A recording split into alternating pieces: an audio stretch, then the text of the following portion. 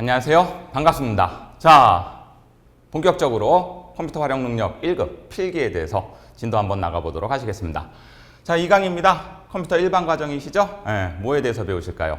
컴퓨터에 대한 전반적인 기본적인 개념부터 시작하셔갖고 컴퓨터에서 사용되는 기기적 특징, 그리고 여러 가지 네트워크 모든 것들을 통합해서 배우시게 되실 겁니다. 첫 번째, 두 번째 강의에서는 우리가 뭘 중심으로 운영체제와 윈도우에 대해서 조금 다뤄보도록 하죠. 커말 2급에서 기억나시나요? 필기 때도 항상 우리가 운영체제에 대한 개념 기억하시고, 그리고 운영체제 중에서 가장 많이 사용하는 게 뭐세요? 그렇죠? 윈도우죠. 그래서 윈도우에 대한 개념, 그리고 윈도우의 특징이 무엇인지 같은 게 꼭 한 문제씩 출제가 되더라. 그래서 여기서 기억하셔야 될 거는 운영체제의 개념하고 우리가 사용하는 윈도우는 도대체 어떤 특징으로 운영되고 있는지 거기에 대해서 중점적으로 배우시게 되실 겁니다. 그리고 한 문제 정도가 출제된다. 이렇게 기억하시면 되시겠어요. 자, 본격적으로 한번 출발해 보도록 하죠. 그럼 운영체제 뭔가요? 커말 2급 기억하시는 분들 꽤 되실 겁니다. 먼저 커말 2급 한번 보시고 오는 걸 보내드립니다. 그래야지 커말 1급 진도 나가실 때 조금 편하게 쉽게 받아들이실 수가 있으실 겁니다.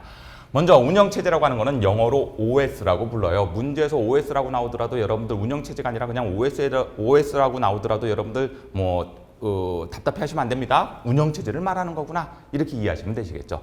제일 먼저 운영체제의 기본적인 역할은 이 녀석이 있죠. 사용자의 인터페이스를 제공합니다. 도대체 무슨 말인가요? 예전에도 우리가 늘 컴퓨터를 사용하면 이런 개념이 생겨나게 되죠. 컴퓨터를 그냥 갖다 놓고 그냥 사용하기에는 문제가 있더라. 컴퓨터를 사용하려면 컴퓨터를 사용할 수 있게 해주는 무엇인가가 필요하다.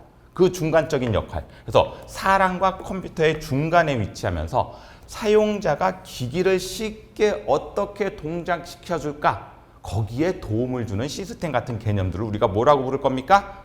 이런 시스템을 응용할 수 있게 해주는 거를 인터페이스. 그래서 조금 더 쉽게 말씀드리게 되면 결국 사용자와 컴퓨터 사이에서 사용자가 컴퓨터를 보다 쉽게 사용할 수 있게 해주는 일종의 프로그램입니다. 이렇게 기억하시면 되시겠어요. 자, 운영체제 조금 더 자세하게 한번 살펴보죠. 컴퓨터에서 가장 기본적으로 깔리는 프로그램이요. 결국 컴퓨터만 갖다 놨다고 해가지고 컴퓨터가 돌아가지 않는다. 컴퓨터를 깔아야, 컴퓨터를 돌릴 수 있는 프로그램을 깔아야 된다. 그게 뭐다? 운영체제입니다. 그래서 하는 역할 한번 볼까요? 컴퓨터 하드웨어 동작을 통제합니다. 그렇죠? 우리가 컴퓨터라고 부르는 게 기기 하나만 갖다 놓은 게 아니라 기기가 여러 개 연결되고 합쳐져서 컴퓨터라고 부르지 않습니까? 그렇죠? 그래서 사용자에게 중개자 역할을 합니다. 그래서 이걸 다른 말로 뭐라고 부르느냐? 운영체제를. 요 녀석의 용어를 꼭 기억하세요. 시스템 소프트웨어예요. 쉽게 이해합니다. 기본적으로 깔려야 돼요. 컴퓨터를 돌리는 데 있어서 가장 기초가 되는 소프트웨어 프로그램이다. 이 뜻입니다. 됐죠? 자, 운영체제는 컴퓨터가 작동하는 동안, 컴퓨터가 돌아가는 동안 계속 사용이 되고 있다, 안 되고 있다? 되고 있다. 그래서 어디에 들어갑니까? 주기억 장치에서 실행이 됩니다. 자, 주기억 장치하고 우리 기억 장치 하게 되면 뭐가 있으세요? 보조 기억 장치가 있죠? 자, 주기억 장치는 프로그램의 실행을 담당하는 기억 장치다라고 말씀을 드리고요. 보조 기억 장치는 자료의 저장을 담당합니다라고 말씀을 드려요. 컴퓨터는 크게 기억 장치를 이렇게 나누게 되는데, 그러면 운영체제는 컴퓨터 킬 때부터 계속 돌아가고 있어야 되는 거 맞으세요? 예, 맞습니다. 그래서 컴퓨터가 켜지는 순간 주기억 장치에 탑재되면서 사용자와 컴퓨터 사이에 중개 역할을 하게 됩니다. 되셨죠? 그래서 효율성과 편의성을 제공을 한다라는 거 기억해 주시고, 운영체제의 기능, 아까도 말씀을 드렸어요. 잠깐. 인터페이스 제공. 어떻게 컴퓨터를 사용할래? 컴퓨터 속에 들어가 있는 여러 가지 자원 관리, 프로세스 관리, 프로세스를 조금 쉽게 이해하시려면 프로그램 이렇게 생각하셔도 돼요. 프로그램도 관리해주고, 당연히 우리가 사용하는 키보드 마우스를 눌렀을 때 어떤 식의 반응이 일어날 건가? 입출력 관리, 장치의 관리, 그런 다음에 우리가 본격적으로 접근하는 파일과 인터넷에 대한 관리까지도 운영체제가 담당합니다. 되셨을까요? 자, 그럼 여기서 기억하셔야 되는 건 뭐다? 1급에서 기억하셔야 되는 거, 2급이나 1급이나 비슷한 개념이지만 개념 중에서 이 개념은 꼭 기억하시고 넘어가자고요. 중개자 역할을 합니다. 시스템 소프트웨어예요. 그리고 어디에 탑재가 된다고요? 컴퓨터가 작동하는 동안 실행적인 부분에 들어가 있어서 계속 컴퓨터를 사용하는 동안 실행되고 있다. 이렇게 기억하시면 되시겠고, 기능은 여러분들 머릿속에 있을 겁니다. 되셨죠? 그럼 운영체의 종류는 우리가 제일 많이 쓰는 윈도우, 리눅스, 유닉스, MS-DOS, 옛날에 MS-DOS 이렇게 많이 썼었는데 이런 것들을 우리가 운영체제라고 부르게 됩니다. 자, 운영체제 기능을 조금 더 다시 한번 짚어드리고 넘어갈게요. 운영체제는 아까 말씀드렸던 것처럼 인터페이스 역할을 제공하고요. 그런 다음에 생산성을 높여갖고 하드웨어 성능을 최적화할 수 있도록 도와주게 됩니다. 프로세스 관리한다고 했던 거 기억나시죠? 기억장치 관리하고 주변장치 관리하고 통신관리도 되고요. 파일 관리 등 슈퍼바이저 기능. 슈퍼바이저가 우리나라 말로 무슨 뜻이게요? 이거 관리자란 뜻이에요, 여러분들. 그리고 관리자 역할을 톡톡히 수행하고 있다. 그렇게 생각하시면 되시겠죠. 그래서 사용자들 간의 하드웨어 공동 사용도 관여하게 되고 스케줄링, 작업의 일의 순서도 결정해주고 그렇죠? 그래서 뭐다? 아까 말씀드렸죠? 기본적으로 설치되어 있어야 되는 무슨 뜻? 시스템 소프트웨어이다. 이게 운영체제의 본격적인 개념이다. 요거 갖고 문제 맞추실 수 있습니다. 꼭 기억해 주셨으면 좋겠습니다. 그러면 운영체제는 어떻게 우리가 성능을 평가할까요? 이건 도대체 무슨 얘기냐? 우리가 윈도우 7도 있죠. 윈도우 10도 있죠. 윈도우 11도 있죠. 이렇게 각각 나오는데 어떤 사람은 이거 아직도 쓰는 사람이 있고 어떤 사람은 이거 쓰는 사람이 있는데 도대체 왜 운영체제는 계속 쓰게 놔두면 될 텐데 계속 버전이 업그레이드가 될까요? 뭐 때문에? 이런 것들을 향상시키면서 우리가 컴퓨터 시스템에 조금 더 최적화된 운영체제를 깔아놓고 써라. 예를 한번 들어보죠. 4가지로 나눕니다. 처리 능력, 스로우풋이라고 부릅니다. 시스템이 일정 시간 내에 일을 처리하는 능력. 똑같은 컴퓨터가 있어요. A, B가 부품이 100% 똑같아. 최신 부품으로 깔아놨는데 여기는 윈도우 7을 깔아놓고 여기는 10을 깔아놨어요. 어떤 게 더 빠를까요?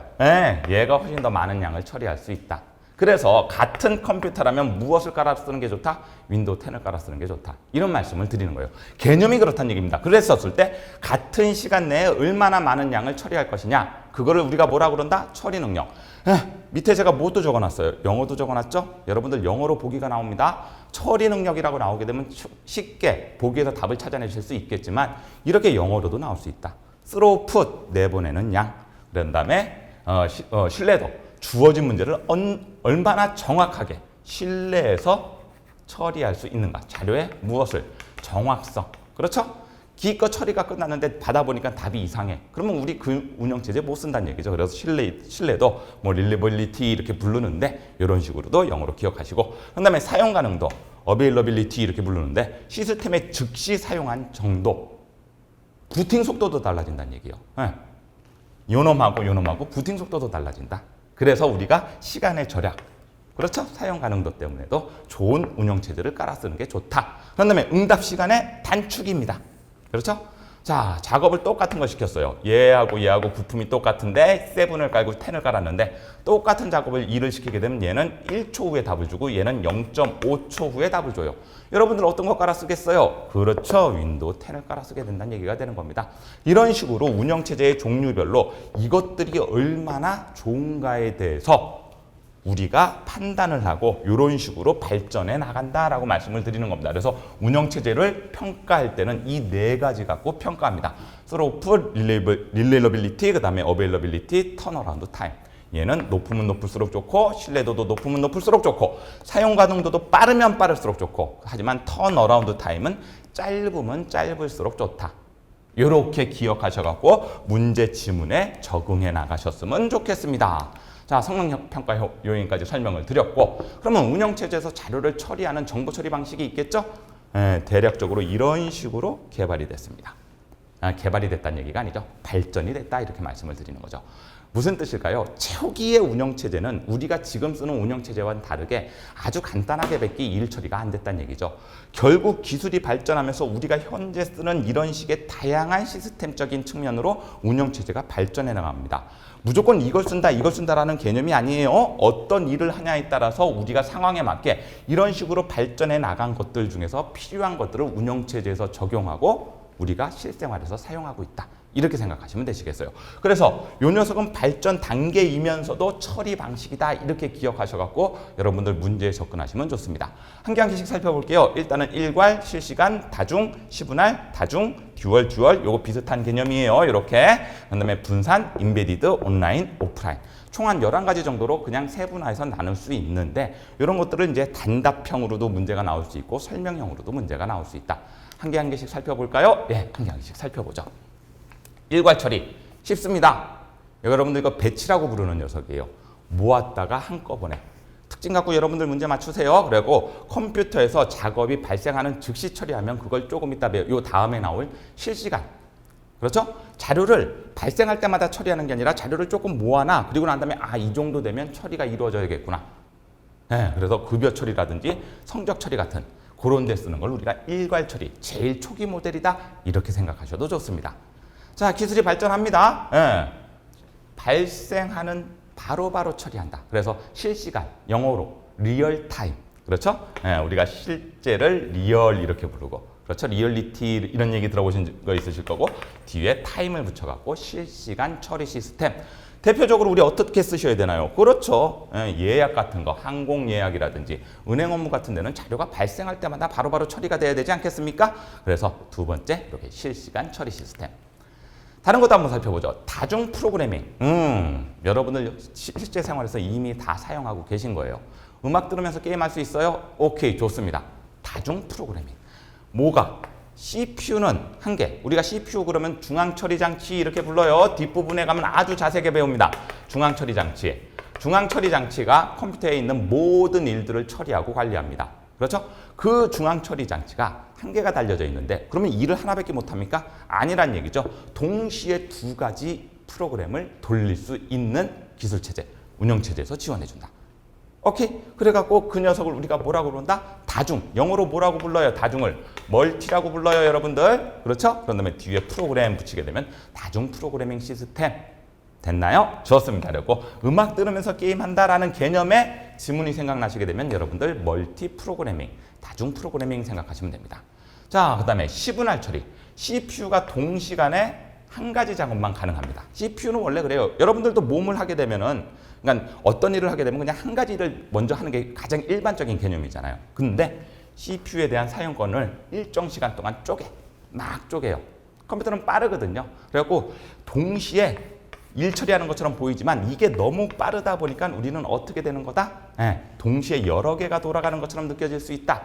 말 그대로 뭐를 분할한다고요? 좋아요. 시간을 분할해갖고 시스템을 운영하는 거. 그렇죠? 그리고 멀티 환경 같은 거. 그때 사용을 하게 됩니다. 그리고 시분할 타임 쉐어링. 시간을 나눠놨다. 이런 식으로 보기에 나올 수 있으니까 기억해 주셨으면 좋겠고요. 그 다음 거 한번 보죠. 다중 처리입니다. 아까 앞에 다중 프로그래밍이 있었었죠. 그거하고 요거의 차이점은 요겁니다. 죄송합니다. CPU가 한 개냐, 두 개 이상이냐. 아까는 몇 개였었어요. CPU가 한 개인데 프로그램이 두 개 이상 돌아가게 되면 그 녀석을 다중 프로그래밍이라고 부르는 거고, 아예 다중 처리라는 아이고 죄송합니다. 다중 처리라는 말은 동시에 CPU를 여러 개를 달아놨어요. 그렇죠? 그리고 CPU를 여러 개를 달아놨으니까 당연히 일 처리가 훨씬 더 빨라지겠죠. 뇌가 두 개라고 생각하시면 되세요. 그래서 그런 식으로 처리하게 되는 거를 우리가 다중 처리 시스템. 다중 처리는 크게 이렇게 나눠져요. 하나는 듀얼이라고 부르는 녀석하고 또 하나는 듀플렉스라고 부르는 녀석. 그러면 듀얼과 듀플렉스의 차이점은 뭘까요? 여러분들 문제는 이렇게 기억합니다. 이렇게 동시에 처리해요. CPU가 예를 들면 CPU가 두 개가 달려 있습니다. 얘가 똑같이 같은 일을 처리해. 그러면 결과 A가 나오고 결과 B가 나올 거 아니에요. 맞죠? 그럼 그 결과가 같다 다르다. 같다는 얘기죠? 그렇죠? 그러면 요 두 개가 결과가 같게 되면은 아하 제대로 처리했구나. 그래서 뭐를? 자료의 신뢰성이 높아지죠. 그렇죠? 상호 결점을 보완해줘 갖고 정확한 자료 처리 같은 거. 그렇죠? 우리가 몇 번 우리도 검산한다 그러지 않습니까? 그런 개념에 대해서 CPU가 두 개 이상 동시에 작동하게 되면은 우리가 그걸 뭐라고 부를 거라고요? 듀얼이라고 부를 거라고요. 되셨나요? 근데 선생님 듀얼은 이렇다 치고 아까 한 개 더 있다고 그랬잖아요. 듀플렉스. 그럼 듀플렉스는 무슨 뜻일까요? 좋습니다. 요거는 요 뜻이에요. 동시가 아닙니다, 여러분들. 이걸 우리가 지문에서 문제에서 나왔을 때 이게 듀얼인지 듀플렉스인지 구분하는 방법은 동시냐 아니면 한쪽이 예비용이냐로 생각을 하게 됩니다. 자, 보세요. 아까 똑같이 CPU가 두 개가 있어요. 하나는 뭐가 되는 상태? 실행이 돼요. 쭉 해갖고 결과를 계속 처리하면서 계속 처리가 나갑니다. 근데 비상 상황이 발생했어. 얘가 고장이 나버립니다. 그러면 시스템 전체가 마비가 되겠죠? 얘를 수리하기 전까진?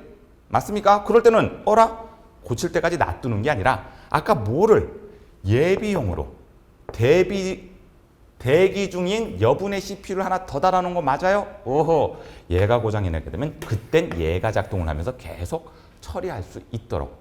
어디에? 운행 업무 같은데요. 그렇죠? 운행에 있는 메인 컴퓨터가 고장이 나게 되면은 CPU가 고장이 나게 되면 전체 시스템이 마비가 돼요. 그럼 그거 수리할 때까지 기다리지 않고 CPU 예비로 하나 더 달아놔갖고 다시 이렇게 처리할 수 있게끔. 뭐가 높아질까요? 네, 맞습니다. 안정성이 높게 되는 거죠. 그러면 똑같이 CPU가 두 개가 달리는 거는 같은 개념이죠? 그랬었을 때 우리가 구분하는 방법은 뭐다? 동시에 돌아가냐? 하나를 예비용으로 다뤄놓냐. 그래서 그게 듀얼이냐? 듀플렉스냐를 구분짓는 특징이 된다. 기억하셨으면 좋겠습니다. 자, 그런 다음에 운영체제의 처리 방법. 분산 처리. 분산이란 말만 잘 기억하시면 되시겠는데요. 모아져 있어요? 흩어져 있어요? 그렇죠. 흩어져 있죠? 그래서 네트워크들이 같은 목적을 가지고 작업한 결과를 쭉 흩어버리고 그런 다음에 취합할 수 있게끔. 그렇죠?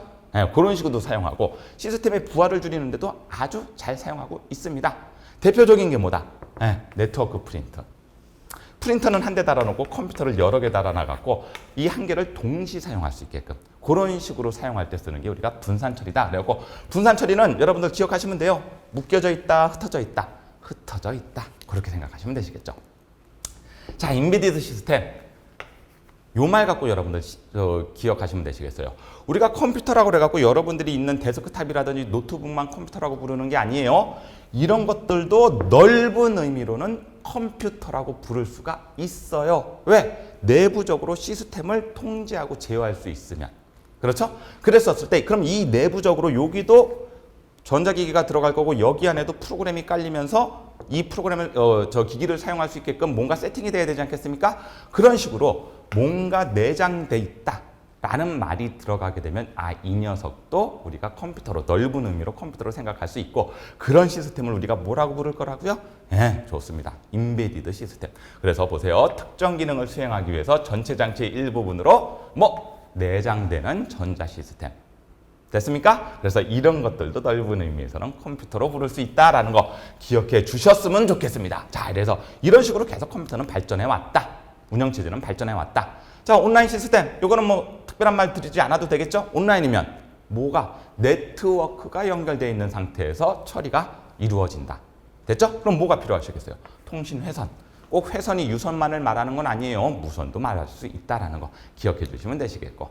자, 그런 다음에 오프라인은 왜? 어떤 것도 연결되어 있지 않은 상태에서 지 혼자서 돌아간다.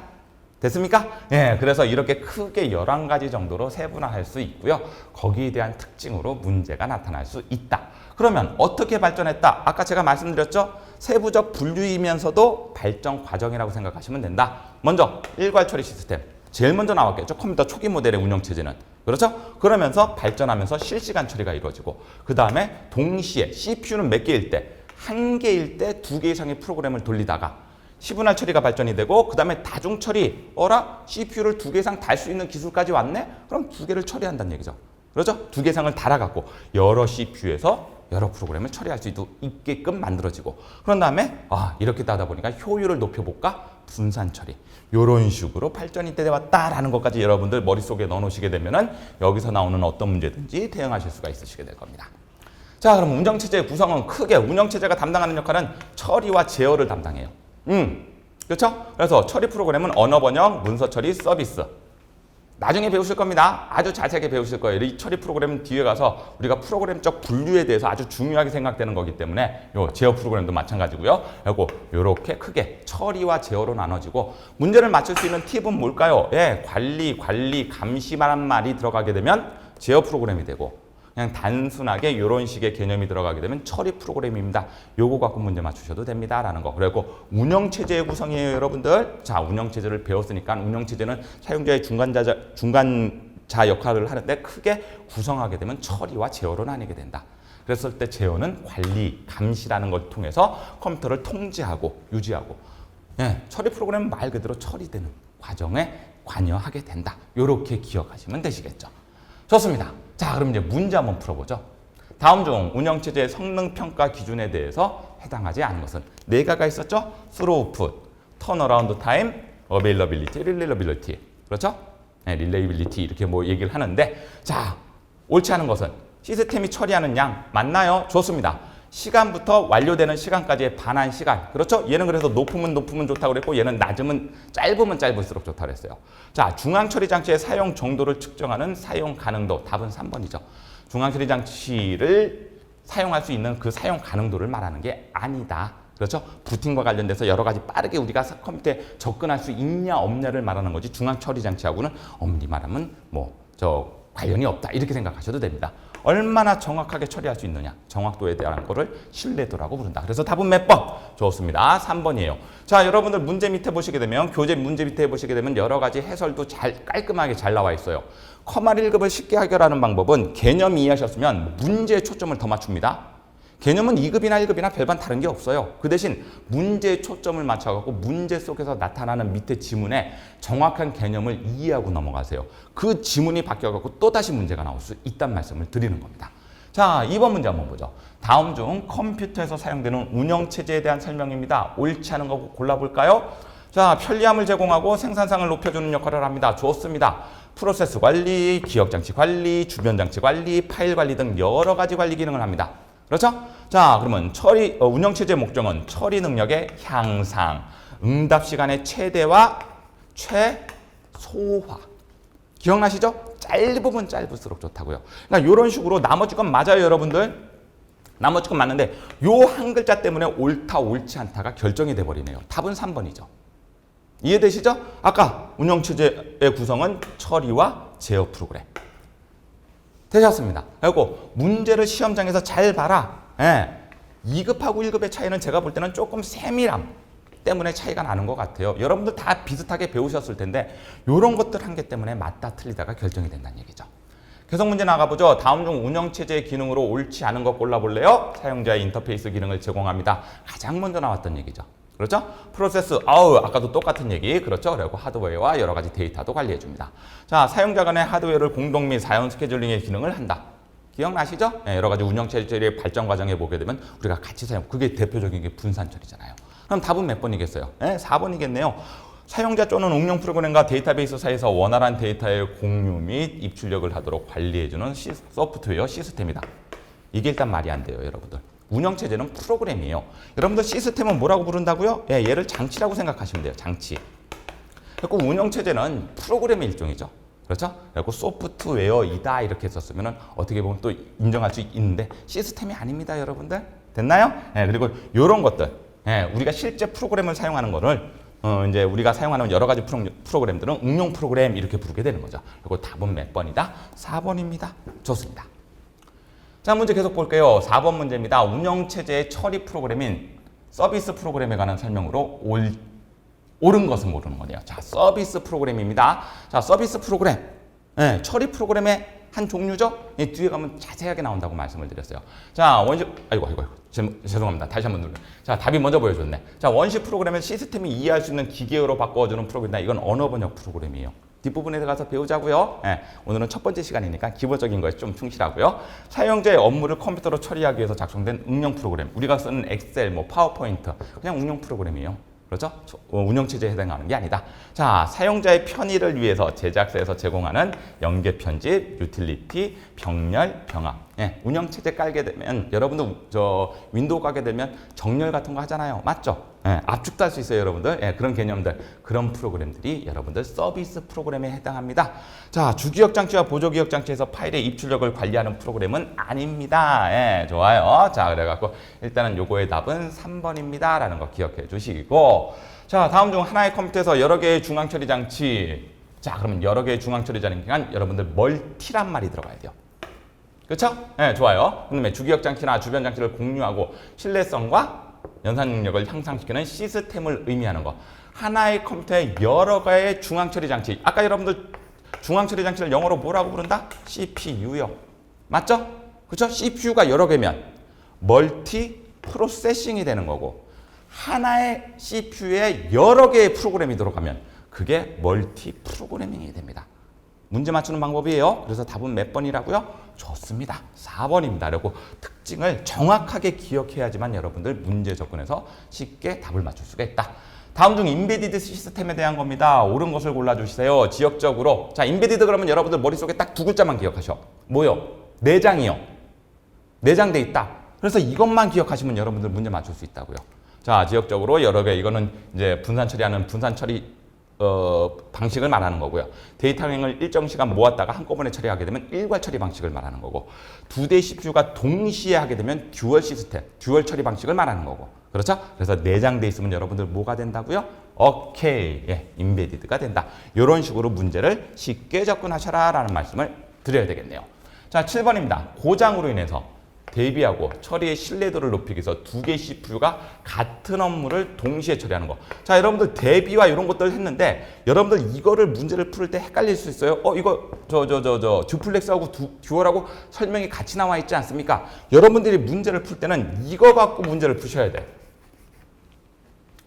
동시란 말이 들어가게 되면 여러분들 듀얼이라고 말씀을 드렸었고, 하나가 돌아가지 않고 대비용으로, 자, 작업 중단을 대비할 수도 있겠죠. 동시에 들어가다가 한 개가 고장나면 이걸로 계속 처리할 수 있기 때문에 요 말도 맞다는 얘기가 되는 거예요, 여러분들.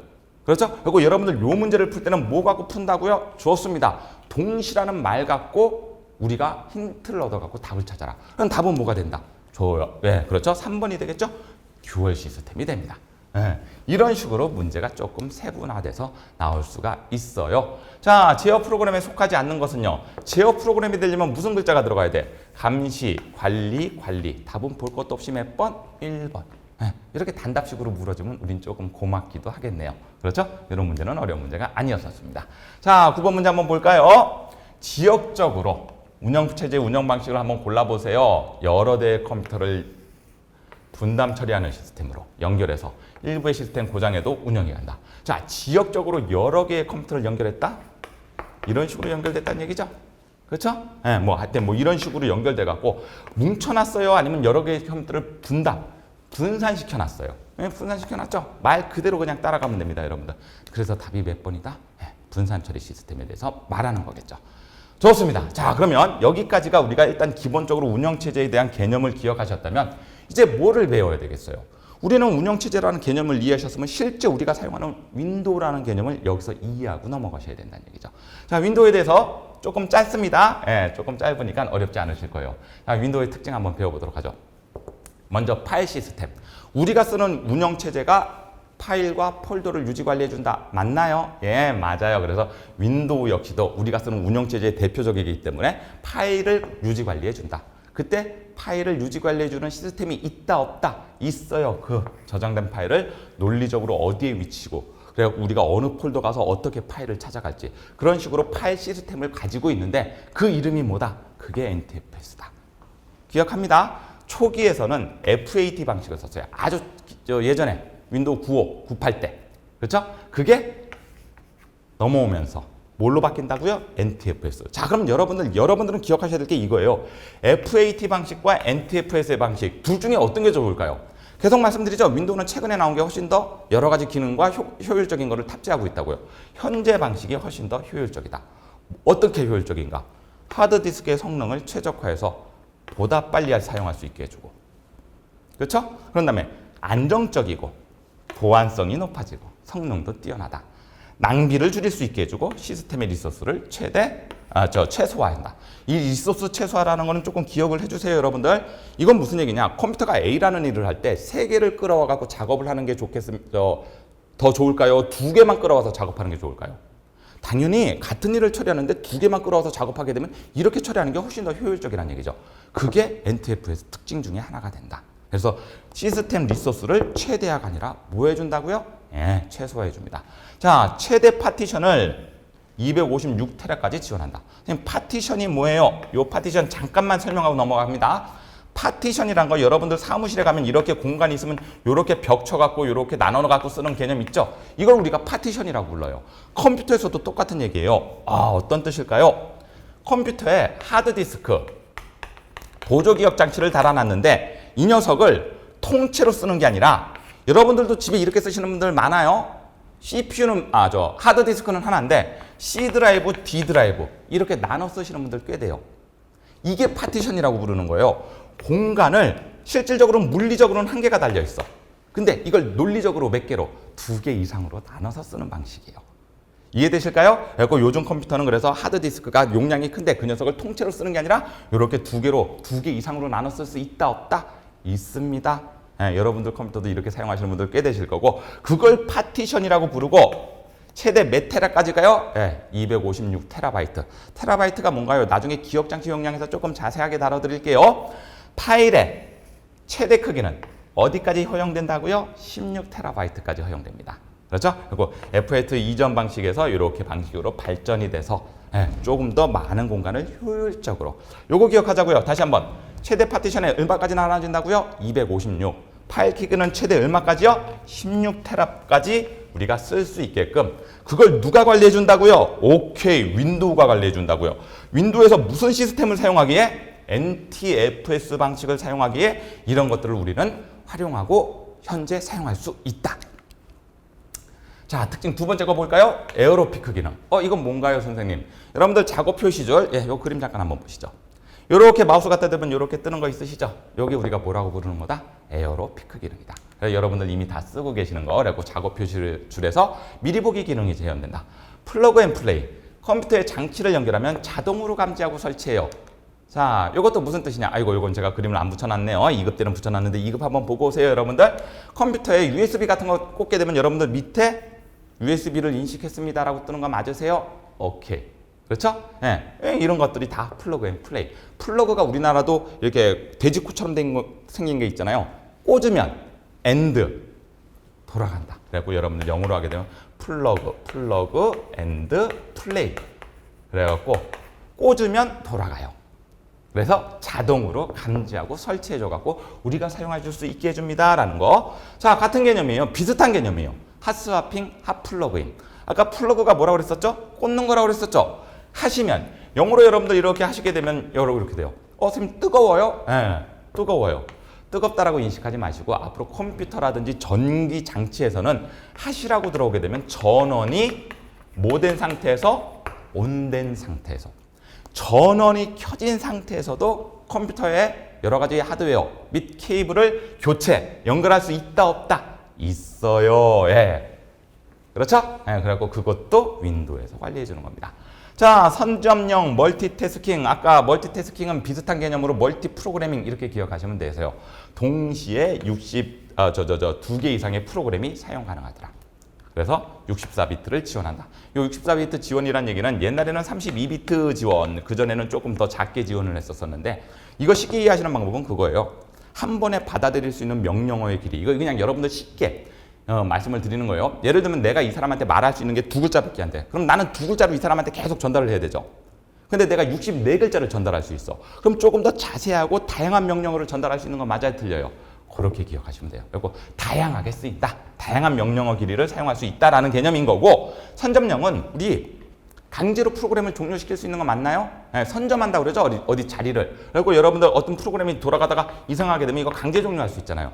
먼저 일의 우선순위가 있어요. 컴퓨터에서도. 그리고 이런 우선순위가 발생을 하게 되는데 내가 상황에 따라서 강제로 종료할 수 있는 개념도 생겨난다. 그게 우리가 이제 선점형 이렇게 부르는 거고, GUI 방식의 운영 방식. GUI가 뭐예요? 네. 여러분들 이렇게 터치하면은, 그렇죠? 네. 휴대폰 같은 거 터치하면 우리 사용할 수 있듯이, 그렇죠? 마우스로 내가 원하는 웬만한 명령들을 내릴 수가 있어요 라는 거. 그리고 옛날에는 GUI가 많은 거 뭐라고 불렀었다? CUI라고 불렀었어요. 어디에 쓰는 방식이다? 도스에 쓰는 방식이었죠. 그 컴퓨터를 사용할 때 다 명령어를 일일이 내려갖고 엔터를 쳐갖고 명령어를 전달하고 결과를 받아들이는 거. 글자로. 근데 GUI는 그림을 통해서. 그리고 G자가 그래픽 유저 인터페이스, C자는 캐릭터 유저 인터페이스. 얘는 그래서 뭐 중심? 글자 중심. 얘는 그림 중심이다 이렇게 생각하면 돼요. 어떻게 이해한다고요? 마우스로 아이콘 더블 클릭하게 되면 실행되는 거 맞습니까? 오케이, 그 방식이 GUI 방식. 손으로 화면 터치하게 되면 돌아가는 건 맞아요? 오케이, 그게 화면을 그래픽을 터치하면서 돌아가기 때문에 GUI 방식. 그래서 윈도우는 당연히 그럼 뭐가 되겠어요? 그렇죠, GUI 방식이 됩니다. 그 다음에 개체 삽입이 가능해져요. 데이터와 데이터를 연결해 줄 수 있다.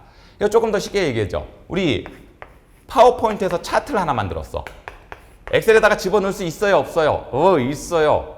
오케이? 누가 관리해주기 때문에? 윈도우가 관리해주기 때문에 그래요. 그걸 우리가 뭐라고 그런다? 개체 삽입, 개체 연결 및 삽입 뭐 이런 식으로도 얘기를 하는데 데이터와 데이터를 쉽게 교환할 수 있게 해주는 기능, 이런 기능들이 윈도우에는 기본적으로 탑재가 되어 있고 우리가 이런 기능들을 통해서 윈도우를 보다, 컴퓨터를 보다 효과적으로 쓸 수 있게 됩니다 라는 거. 그림 이해되시죠? 그래서 우리가 보게 되면은 여러분들 보세요. 파일 시스템 요거 잘 보이실지 모르겠어요. 여러분들도 집에서 내 PC 들어가셔갖고 C 드라이브에서 마우스 오른쪽 버튼 눌러보게 되면 여기 파일 시스템에 NTFS, 결국 윈도우가 파일과 폴더를 유지 관리해줘야 되기 때문에. 되셨습니까? 좋습니다. GUI 그런 다음에 에어로피크 이렇게 간단하게 그림으로 보여드렸는데 여러분들 우리 교재에 그림도 잘 올라가 있어요. 그거 보시면서 정확하게 이해해 주셨으면 좋겠습니다. 자, 문제 한번 풀어보죠. 다음 중 아래 설명에 해당하는 윈도우 제공 기능은 뭘까요? 데이터와 데이터를 연결해서 데이터 간 자료 교환을 조금 더 쉽고 편하게 해줄 수 있는 기능. 됐나요? 네, 그래갖고 이렇게 해갖고 그림을 문서 편집기에서 연결할 수도 있고. 그래서 개체 연결 및 삽입이라고 부르는 녀석. 아까 보였었어요. 그렇죠. OLE. 맞나요? 좋습니다. 요 정도 용어가 나오게 되면 차라리 여러분들 이렇게 문제 나오는 게 편해요. 너 이 기능 알고 있어 없어? 이렇게 묻는 거기 때문에. 그래서 단답식으로 나오는 게 여러분들 문제는 훨씬 더 편합니다. 근데 커말 1급에서는 단답식 문제가 거의 잘 출제가 안 되죠. 그래서 여러분들 문제는 대부분 옳다, 옳지 않다 이런 걸로 문제가 나오게 됩니다. 자, 다음 중 NTF 파일 시스템이죠. 이런 거는 조금 애교로 좀 봐주셨으면 좋겠습니다. 옳지 않은 것은 좋습니다. 파일과 폴더에 대한 관리를 유지하는 거죠. 그렇죠? 네, 좋아요. 그런 다음에 액티브 다이렉트 서비스를 제공합니다. 그런 다음에 맞습니다. 이것도. 그리고 이게 우리나라 말로 하면 디렉토리가 폴더란 뜻이에요. 활성 폴더 서비스를 제공해줘갖고 폴더를 조금 더 쉽게 찾아갈 수 있게. 그리고 이 디렉토리를 여러분들 혹시 이해하시기 힘드시다면 폴더라고 적어놓으세요. 옛날에 우리 도스 시절에는 이 녀석이 폴더 역할을 대신했었거든요. 네, 그거 기억하시면 되시겠고요. 자, 하드디스크 파티션도 우리가 나눠서 쓸 수 있다고 했던 거 기억나십니까? 좋아요. 예, 그리고 최대 얼마까지 지원한다고 했어요? 256. 그렇죠? 자, 여기서 한번 물어볼까요? 제대로 기억하시는지. 파일 하나 크기는 최대 얼마까지요? 16. 뒤에 들어가는 건 기가바이트 용량까지도 지원한다. 그래서 옳지 않은 것은 단 몇 번? 좋아요. 3번입니다. 그리고 여러분들 정확하게 외웁니다. 커말 2급보다 커말 1급은 조금 더 정확하게 외우는 걸 요구합니다. 다음 중 윈도우에서 NTFS 파일 시스템에 관한 설명입니다. 옳지 않은 거 고르십시오. 요거 예전 거. 그렇죠? 예전 거보다 지금 요 녀석이 훨씬 더 우수하더라. 그렇죠? 그런 다음에 논리 파티션의 크기에는 제한이 없다. 그런 다음에 비교적 오버헤드가 있기 때문에 이건 아까 제가 설명을 드렸죠? 자, 400메가 이하의 볼륨을 사용하지 않는 게 좋다. 자, 이거 잠깐 설명을 드릴게요. 아까 최대 얼마까지 가능하다고 그랬어요? 256. 기억나실 겁니다. 그런 다음에 비교적 큰 오버헤드가 있기 때문에 400메가 이하의 볼륨에서는 그러니까 나누더라도 400 이하짜리로 만들지 마라. 조금 기기적인 특징하고 관계가 있어요. 예, 조금 헷갈리는 얘기긴 한데 이거 조금 기억을 해주셨으면 좋겠고, 자, 파일 및 폴더에 대한 액세스 제어를 유지하고 제한된 개요. 그리고 여러분들 윈도우에 보면 계정 이런 것들. 나중에 우리 윈도우의 제어판, 예전에 이제 제어판이라고 했지만 윈도우에 설정 가게 되면 계정 이런 것들에 대한 설명도 조금 자세하게 해드릴 때가 있을 겁니다. 그래서 이 녀석은 256TB까지가 지원이 된다라는 것까지 기억을 해주시고요. 자, 32비트, 64비트 OS에 대한 설명입니다. 옳지 않은 것 좀 골라줄래요? 자, 64비트 버전의 윈도우에서는 대용량의 램을 32비트보다 효과적으로 처리한다. 아까 말씀드렸죠? 작은 단어만 전달해서 명령을 처리하는 것보다 조금 더 긴 단어를 사용해서 처리하게 되면 다양한 것들을 효과적으로 전달할 수 있다. 맞습니다. 자, 윈도우의 버전에서 64에서 처리하면 64비트의 윈도우를 실행할 수 있다.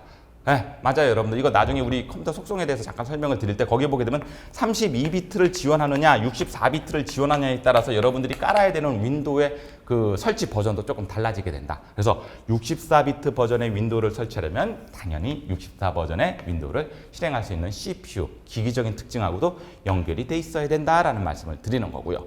자, 64비트 버전의 윈도우에서 하드웨어 장치가 정상적으로 동작하려면 아까 말씀드렸죠? 64비트 정형 장비도 필요하다. 당연하니까 이거 같은 말이에요. 이렇게 생각하셔도 돼요.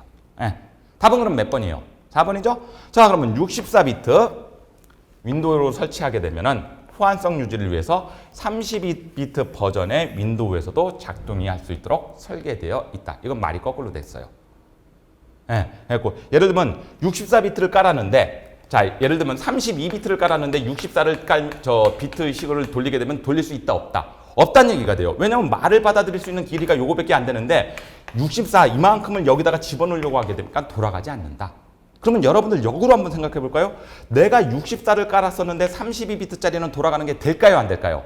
이건 되겠죠. 말 길이를 이만큼 받아들였는데 요만큼 들어왔다고 해서 이거 처리 못하는 건 아니잖아요. 그래서 여러분들 요 4번은 앞뒤가 반대로 돼 있다. 이렇게 생각하시면 돼요. 그리고 64비트 이런 운영체제에 대한 개념이 뭐다?